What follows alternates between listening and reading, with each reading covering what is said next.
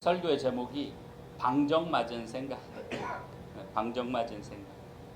그래서 오늘 읽었던 그 중에 마태복음 9장 21절 보면 그 여자는 속으로 말하기를 내가 그의 옷에 손을 대기만 해도 나을 텐데 했던 것입니다. 이런 제목으로 이런 내용으로 말씀을 드리겠습니다. 방정맞은 생각, 이게 무슨 뜻인지 아시죠? 방정맞은 생각. 얼마 전에 TV를 봤는데 그 녹두꽃이라는 드라마를 보는데 그 드라마 주인공 그 드라마에서 그 집에 장남이 아들이 아주 귀한 아들이 그때 이제 1900년대 초죠. 1900년대 초에 향병으로 군대에 끌려갔는데 난리가 났어요. 그때 막 난리가 나서 이제 향병 우리말로 치면 예비군쯤 되나요? 예비군쯤 소집이 된 거예요. 군대를 갔어요. 그래서 막 걱정이 되죠. 아들이 정말 그 금시알같이 귀한 아들이 난리통에 군대를 갔으니까 얼마나 걱정이 되겠어요. 그러니까 부모가 된 사람들이 그냥 애가 타는 거예요. 무슨 일 없을까, 무슨 일 없을까. 이제 그 아버지는 그냥 속은 타지만 묵묵히 있는데 그 엄마가 아이고 우리 애한테 뭔 일 생기는 거 아니요, 우리 애한테 뭔 일 생기는 거 아니겠죠. 그 아버지가 그 부인한테 한 말이 뭐냐면 어허이 방정맞은 생각하지 마 이렇게. 뭐예요? 조금이라도 부정탈 만한 생각하지 말라는 거예요.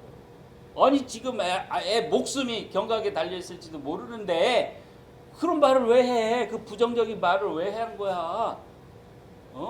어떻게든 괜찮을 거야, 괜찮을 거야. 살아 돌아온다, 이런 말을 해야지. 무슨 일 생기면 어떡해, 무슨 일 생기면 어떡해, 아이고 뭔 일 생기면 어떡해. 왜 방정맞은 생각을 하냐 이 말이에요. 우리 어떤 정말 절제절명의 중요한 어떤 결과를 기다리고 있을 때 우리가 이런 말을 가끔 하죠. 방정맞은 말, 방정맞은 생각을 하지 마라. 이게 뭐냐면 부정적인 말. 그거 안 되면 어떡해? 그거 안 되면 어떻게 하지? 그거 잘못되면 어떡해? 그러면 야, 입방정 떨지 마. 말이 씨가 된다. 방정맞은 생각하지 마. 이렇게 얘기를 하는 경우가 많습니다. 그게 우리 상식인데, 우리가 갖고 있는 상식인데, 오늘은 하나님과의 관계에서도 마찬가지입니다. 하나님과의 관계에서도 그 방정맞은 생각이라고 하는 게 얼마나 안 좋은 것인가를 한번 생각을 해볼게요. 그리고 그것이 우리에게 가르쳐주는 교훈이 있습니다. 그걸 한번 오늘 아까 읽었던 야이로라고 하는 그 지도자라고 표현되어 있죠. 지도자라고 표현된 사람과 그 혈류병 걸린 여인의 이야기를 통해서 살펴보겠습니다. 이 때가 언제냐? 예수님께서 이제 막 이 사역을 시작하셨어요. 그래서 어느 고을에 갔는데 귀신 들린 사람이 있어요. 귀신 들린 사람이 있는데 그냥 너무 막 심한 거예요. 귀신이 심하게 들렸어요.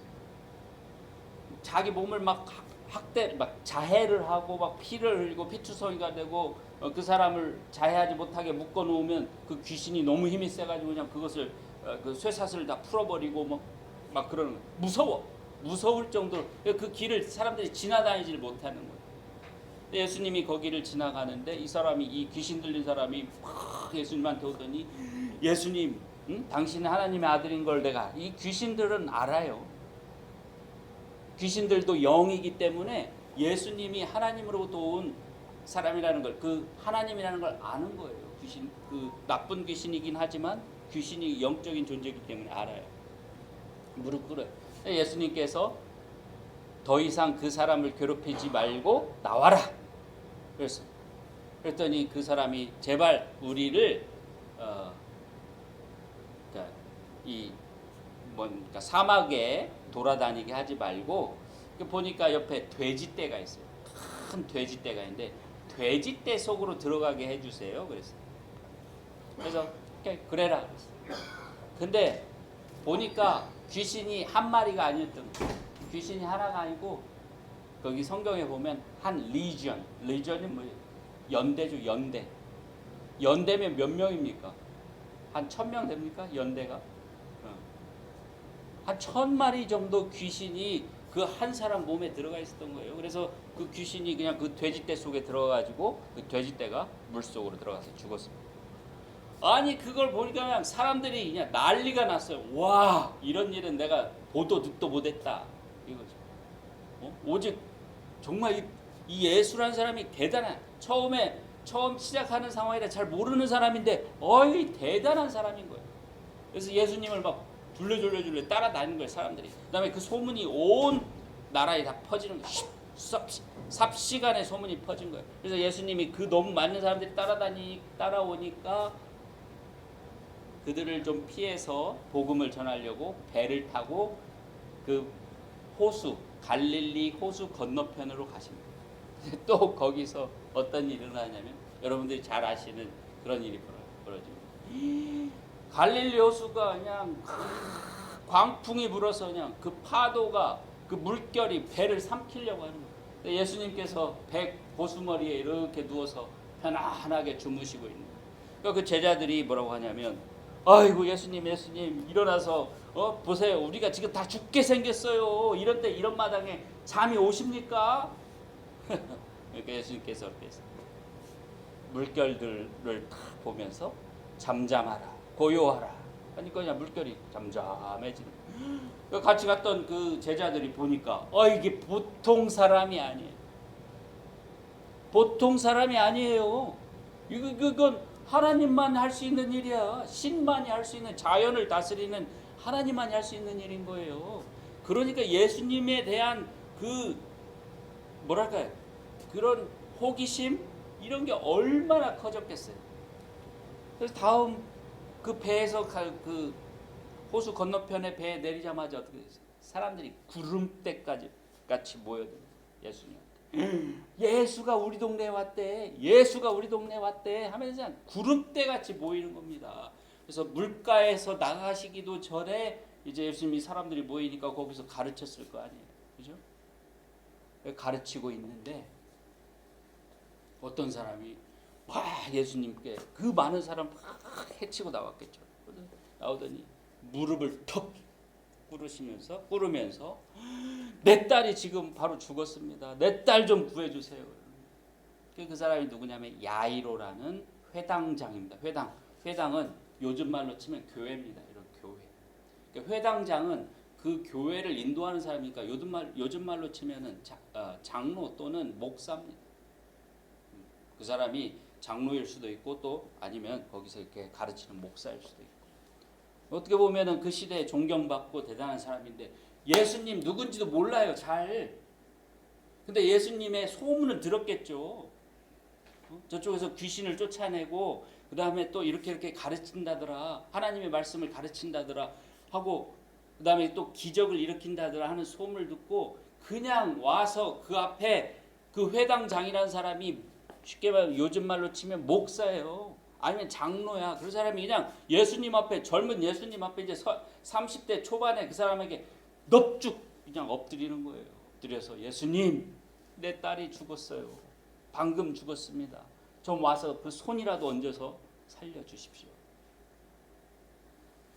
그래서 예수님이 와 그래? 그럼 가자 하고 그분을 따라 나섰어요. 그 회당장을 따라 나섰어요.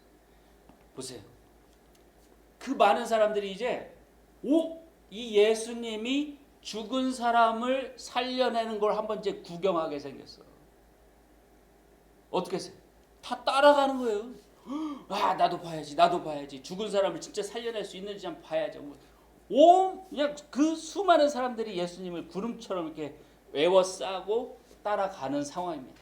제자들이 예수님 주위에 있고 그 사람들이 몰려싸고 이 사람이 진짜 죽은 사람도 살리는지 한번 봐야겠다 하고 가는 중이에요.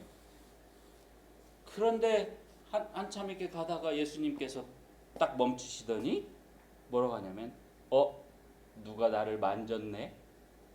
아니 그렇게 많은 사람들이 밀치고 막 엎치락뒤치락 하면서 그렇게 따라오고 있는데 그 와중에 딱 멈추시더니 누가 나를 만졌네? 그러는 거예요. 안 닿을 수가 없어요. 그런 상황에서는 사람이 누가 만지기는 아니 그냥 닿는 거야. 일부러 만지려고 하는 게 아니라 닿는 거예요. 근데 예수님이 딱 멈추시더니 누가 나를 만졌냐? 딱 그러는 거예요. 그 제자 중에 한 사람이 아이고 예수님 이렇게 사람이 많은데 누가 만져요? 그냥 닿은 거지. 그거 이상하시네 오늘. 그런 거죠. 그게 아니다. 나에게서 능력이 나갔느니라. 그냥 단 것과 뭔가 누군가가 터치를 해서 예수님이 갖고 계신 그 능력이 흘러나간 것과 다른 거예요. 예수님께서 그걸 느끼신 겁니다. 주위를 돌아보시니까 어떤 여인이 두려움에 떨면서 앞에 와서 무릎을 꿇고 고백을 합니다. 사실은 제가 예수님의 옷자락을 만졌습니다. 왜 만졌느냐? 구구절절히 사연을 얘기하는데 제가 혈류병이 뭔지 아시죠? 어떤 사람은 이것도 일종의 피부병의 일종인 것 같아요. 상처가 나면 아물질 않습니다. 한번 피가 나오기 시작하면 피가 멈추질 않아요. 그런 사람들은 조그만 상처도 치명적입니다. 우리 마틴 테네시에 살 때 어떤 아이가 우리 한웅이하고 같은 또래 애가 그런 병이었어요. 그 아이는 여름에도 꽁꽁 싸고 다닙니다. 긴 옷을 입고 그냥 노출되는 부위를 최소화하고 다니는 거예요. 그럴 수밖에 없어요. 그걸 무슨 영어로 무슨 병이라고 하는데 조그만한 상처가 나도 지혈이 피가 멈추질 않기 때문에 계속 피가 나기 때문에 이건 치명적이에요. 걔네들은. 그러니까 그냥 너무너무 조심해야 되는 거예요. 근데 이 여인은 어떤 여인이냐면 12년 동안 그 병을 앓고 있었던 여인. 혈류병. 그리고 그 병을 고치기 위해서 자기의 모든 재산을 모든 것을 다 썼어요. 그래도 안 고쳐졌어요. 그런데 마음속에 이걸 어떻게 하냐. 내 이제 치료받을 돈도 없고 의사에게 줄 돈도 없어. 그런데 아직도 병은 그대로 있고 어떻게 하냐 하는데 예수님께서 예수라는 젊은이가 있는데 그 젊은이가 기적을 행한다더라. 그 젊은이가 하나님의 말씀을 가르친다더라. 소문을 들은 거예요. 근데 마침 우리 동네에 오는 거예요. 이 호수 건너편 우리 동네에 오신다는 거예요. 이 기회를 놓치지 말아야겠다. 그래서 그 여인이 뭐라고 그랬냐? 속으로 말하기를 내가 그의 옷에 손을 대기만 해도 나을 텐데 내가 그 옷술에 손을 대기만 해도 내 병이 나을 텐데 라고 생각해보세요. 지금 수천 명 수만 명이 예수님을 애워싸고 있어요. 그 혈류병을 12년 동안 앓은 사람이 기운도 없는 그 여인이 그 군중을 해치고 예수님한테 가가지고 마치 그냥 야구선수가 그냥 팍 뛰어가지고 그 슬라이딩을 해서 베이스에 딱 닿아서 세이브를 하듯이 예수님을 딱 닿는데 옷깃이 살짝 스친 거예요.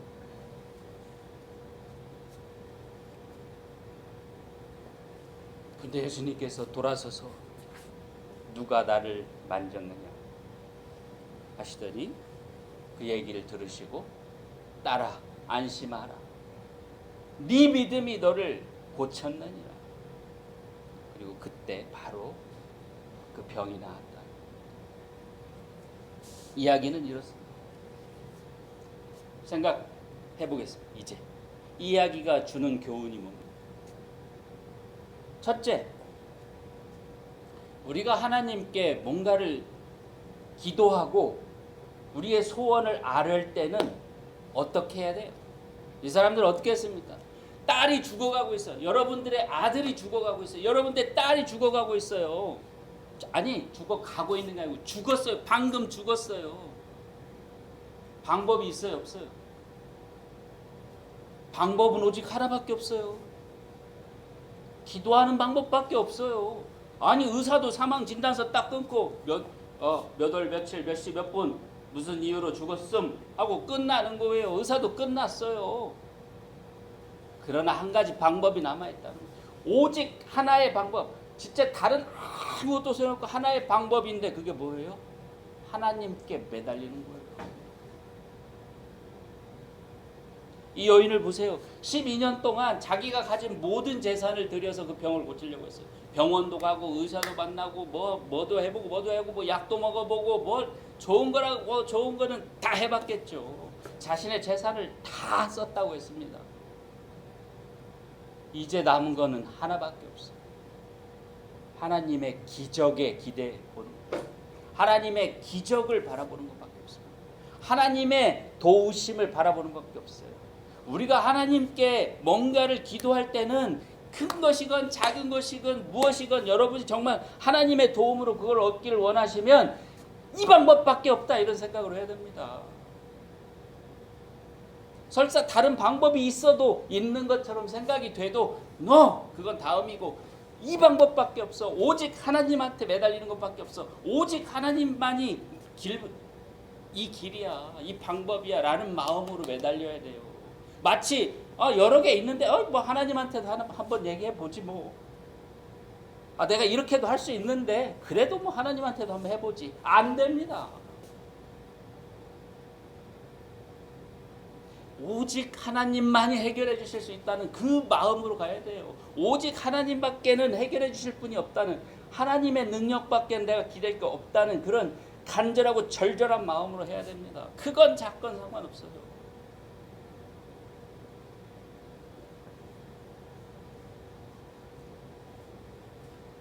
또 하나, 그러다 보니까 이 회당장이나 이 혈류병의 여인은 의심할 수가 없었어요. 쉽게 얘기하면 방정맞은 생각을 할 수가 없었어요. 아니 내 딸이 지금 죽었는데 하나님한테 좀 살려달라고 부탁하는데 하나님이 할 수 있을까? 안 될지도 몰라. 이런 생각을 했겠냐고요. 아니 내가 12년 동안 모든 재산을 다 들여서 했는데 이제 마지막 이때 고치지 못하면, 하나님의 도움으로 고치지 못하면 내가 정말 평생을, 남은 여생을 이렇게 언제 죽을지 모르고 그런 고통 속에서 살아야 하는데 예수라는 분이 지나가서 내가 옷깃만 만져도 나을 텐데 라는 마음으로 옷깃을 만지면서 설마 될까? 이런 생각을 했겠냐고요.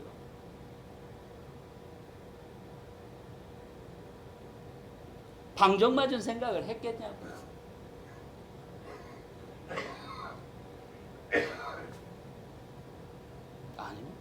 그럴 수가 없어요. 저희가 결혼해가지고 1997년에 결혼해서 98년 1월 달에 첫 한웅이 애를 낳고 이제 한 1년 반 정도가 지났어요. 18개월쯤 지났어요. 애 이제 젖대고 이제 우유병 이렇게 물고 다니고 그럴 때는 한웅이가 무슨 여기에 조그마한 혹이, 이 사타구니에 혹이 하나 생기는 거예요. 제가 어느 날 이렇게 쭈까쭈까 해주는데 뭐 혹이 있어. 한쪽엔 없는데 있어요. 그래서 우리 뭐 어른들한테 보여줬더니 뭐 비집밥이다 뭐다 이렇게. 그래서 병원에 데리고 가서 의사가 그러는 거예요. 이게 조직 검사를 해봐야 알겠다. 그래서 이제 그 전북대학교에 그때 막 레지던트로 있던 그 친구들이 몇 명 있어가지고 걔네들한테 부탁해가지고 바로 수술을 잡아가지고 이제 수술을 했습니다. 수술하고 나서 2주 동안 기다려야 돼. 영어로는 pathology report라고 하죠. pathology report. 그러니까 조직 검사 결과가 나올 때까지 2주 동안 기다려야 돼. 그러니까 의사가 수술한 의사가 뭐라고 하냐, 전국대학교 교수가 뭐라고 하냐면 이게 악성인지 아닌지를 결과를 봐야 된다 이거예요. 악성이라는 게 암이라는 뜻이죠. 뭔가 암이라는 뜻이죠. 소아암, 요즘 소아암도 흔하니까. 그 2주 동안 저는 그때 하나님을 믿는 사람도 아니었어요.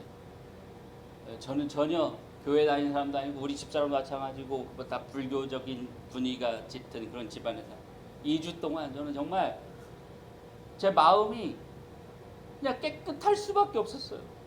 그냥 기도를 하는 거예요. 아무 일도 생기지 않게 해달라고. 그 첫 아기가 폐렴 끝에 그게 왔는데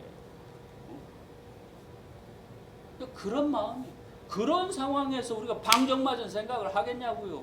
방정맞은 말을 하겠냐고요. 뭐 잘못되면 어떻게 하지? 암이면 어떻게 하지? 악성이면 어떻게? 안 해요. 그런 걱정이 돼도 혹시라도 내 말이 씨가 될까 봐 안 해요. 삼켜버립니다. 그냥 오로지 잘 되기만을 바라고, 오로지 문제가 없기만을 바라고 그러는 거죠. 우리가 하나님께 매달릴 때, 하나님께 기도할 때 그런 마음이 돼요. 이 길 아니면 없다. 하나님 아니면 이거 해결해 줄 수 있는 분이 없다. 라고 생각하고 정말 방정맞은 생각을 하지 말아야 돼요. 방정맞은 말은 더더욱 하지 말고요. 에이 뭐 안 될 수도 있지 뭐. 안 되면 난 죽어. 이런 생각을 해. 이게 마지막이야. 이게 마지막 수단이야. 최후의 보루야. 여기서 물러나면 난 죽어. 이런 생각으로 기도를 해야 돼. 이런 마음 자세로 기도를 해야 된다. 그러면 예수님께서 여인아 안심하라. 네 믿음이 너를 낫게 하였도다. 그 믿음에 하나님께서 우리에게 은혜를 주시는 겁니다. 그 믿음이 우리를 살리는 거예요. 그 믿음이 우리를 구원해 주는 겁니다.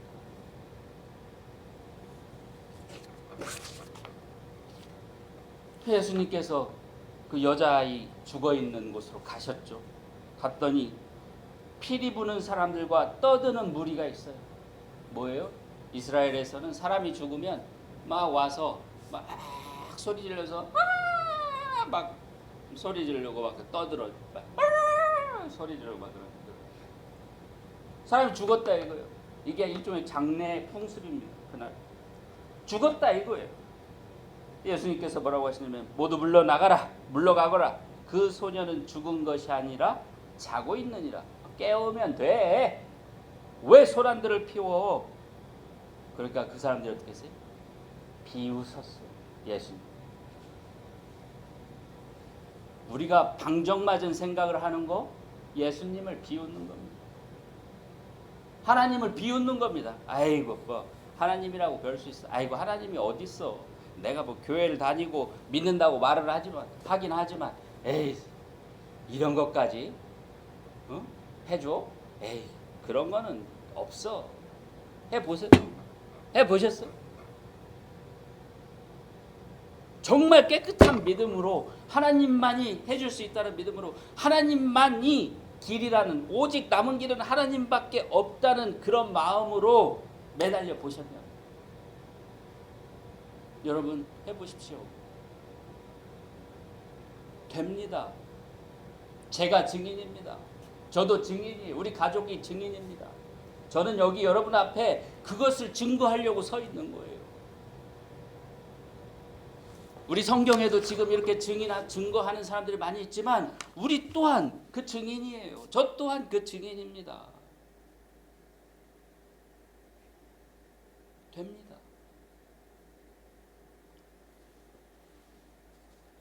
체험이 있어요. 체험. 믿음의 체험이 있어요. 그 믿음의 체험은 어떨 때 오느냐? 아까 우리 읽었죠. 의심이 없어야 돼요. 의심하는 자는 뭐라고 그랬습니까? 마치 바람에 밀려서 출렁이는 바닷물결과 같아서 그런 사람은 주님께로부터 아무것도 받을 생각을 하지 말아요. 두 마음을 품은 사람이요 모든 행동에 안정이 없는 사람이다. 믿음을 가지시고 해야 됩니다. 제가 늘 기도할 때마다 믿음으로 기도하십시오. 믿음으로 기도하십시오. 이렇게 얘기하는데 의심하지 않는 거예요. 의심하는 것도 하나의 병입니다. 이게 습관이에요. 아 이거 잘 될까? 어떤 분들은 얘기하다 보면 정말 말버릇이 그냥 이미 그냥 생각하는 버릇이 이렇게 돼버렸어요. 아 이거 이렇게 하시면 될 것 같은데 아 이거 그렇게 되겠어요? 아 이렇게 하시면 좋을 것 같아요. 아이 그런 게 되겠어요? 소용이 있겠어요? 그게 될까요? 한마디로 오늘 죄송한 말이지만 그분들에게 죄송해요. 그런 분들에게 그냥 방정 맞아요. 입방정을 떠는 거예요. 말이 씨가 됩니다. 안 돼요. 성경이 말씀하셨잖아요. 하나님 말씀하셨잖아요. 의심하는 사람은 하나님께로부터 아무것도 받을 생각을 하지 마라. 어렵지 않습니다. 사실은 어렵지 않아요. 작은 것부터 한번 시작해 보십시오. 의심하지 않고 기도하십시오. 된다. 하나님께서는 이루어 주신다. 하나님께서는 반드시 해 주신다. 해 주실 수 있는 분이다. 하는 것을 오늘 이 자리에 여기 계시고 또 제가 인터넷에 이제 설교를 올렸을 때 그것을 들으시고 하신 분들이 이걸 알아야 됩니다. 하나님은 이걸 보시고 우리에게 은혜를 주시는 거예요. 예수님께서 따라 이제 안심하라. 네 믿음이 너를 구원하였느니라 하셨듯이 하나님께서도 우리의 믿음을 보시고 은혜를 주신다는 것을 알아야 됩니다. 하나님은 주시려고 기다리고 있어요. 자, 네가 거기까지 우리 애들 이 처음에 애들 어린 아이들 키울 때 그래 여기까지만 와 여기까지만 와 아작아작 근데 뭐를 잡고 어떻게 여기까지만 와 그러면 엄마가 이렇게 안아줄게. 여기까지만 와. 믿음도 바로 그런 거예요. 하나님께서 어려운 것도 아니잖아요. 의심하지 말고 나를 믿어. 그러면 내 그 믿음의 은혜를 줄게. 기다리고 있는데 믿질 못해. 의심해. 방정맞은 말을 하고 방정맞은 생각을 해. 그러지 마라. 마치 예수님을 조롱하는 사람들, 비웃는 사람들과 같이 되지 마라. 우리 성도님들 잘 하시고 계실 줄 믿지만 은혜 위에 더 은혜를 쌓으십시오. 믿음 위에 더 믿음을 쌓으십시오. 이제는 작은 의심도 하지 마시고 저도 마찬가지고 다 마찬가지입니다. 작은 의심도 하지 마시고 정말 믿음으로 기도로 모든 것을 하나님께서 예비하신 대로 그 풍성한 열매를 다 받아 누리실 수 있도록 하시기를 간절히 부탁드립니다.